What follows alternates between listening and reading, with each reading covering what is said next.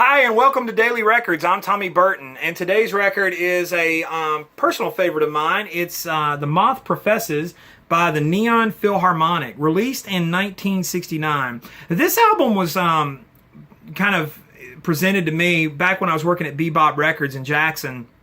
There was one of the managers there, Darden Wade, who was really knowledgeable in a lot of classic music. And of course, someone like me who's just a sponge soaking it up. I had got the Sundazed catalog and was going through there and just looking at all the wild reissues and was ordering them, like just gobbling them up like candy. Well, he actually recommended this album, and I had no idea what it was.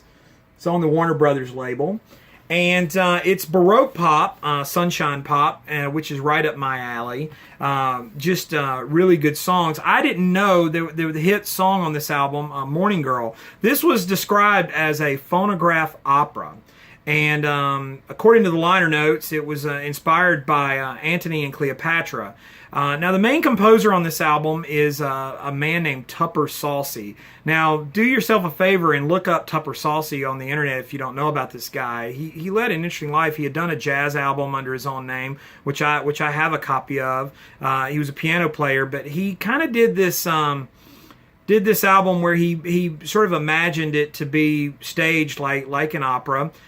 With this protagonist who was like a moth, and it focused on desperation. A lot of the songs were sort of presented as lonely and desperate, and he thought that it could be staged. Of course, everybody was doing this kind of concept rock opera thing. I know that either you've seen or you're about to see. I talk about Jesus Christ Superstar, and of course, Tommy was just a runaway hit. But it was challenging. But Morning Girl was a single. Also, the song Brilliant Colors. There was another single that was released, The New Life Out There. But the singer on this album was a gentleman, the vocalist. Let me look here. Don Gant, who was also listed as a producer.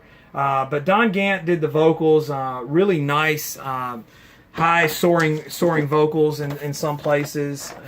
It's just it's an interesting album, and if you're fans of groups like the Left Bank and things like that, I think you'll get a kick out of this album, The Moth Confesses by the Neon Philharmonic. Now, they did another album after this. I think it was just a self-titled release, and it also came out in '69. But they weren't really a band in the sense that it was pretty much just Tupper and Don Gant. And, of course, they brought in studio guys. And so this album is definitely worth a look. And like I said, fans of that kind of music, that kind of Baroque pop or that sunshine pop, this is a must-have and a wonderful record. So check out the Neon Philharmonic, The Moth Confesses.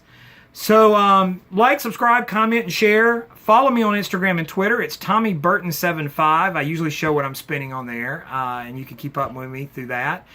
In the meantime, thank you so much for watching. Check out my other channel, Tommy Burton's VC channel. And like always, I appreciate the views and appreciate everyone that takes time to interact.